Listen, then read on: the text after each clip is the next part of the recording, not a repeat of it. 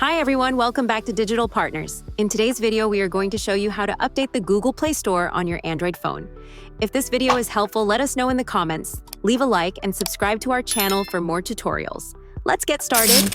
First, open the Google Play Store on your Android phone. Once it's open, tap on your profile icon located in the top right corner of the screen. From the menu, scroll all the way down and tap on Settings. Inside the Settings menu, look for the About section and tap the drop-down arrow next to it. Here, you will see an option called Update Play Store. Tap on it, and if an update is available, the Play Store will automatically start updating. If you see a message saying that the Google Play Store is already up to date, that means you're already using the latest version.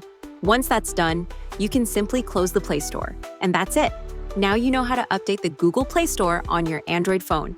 We hope this tutorial was helpful. If you have any questions, feel free to drop them in the comments. Don't forget to like, subscribe, and hit the bell so you won't miss our upcoming tutorials. Thanks for watching Digital Partners, and I'll see you in the next video. Bye.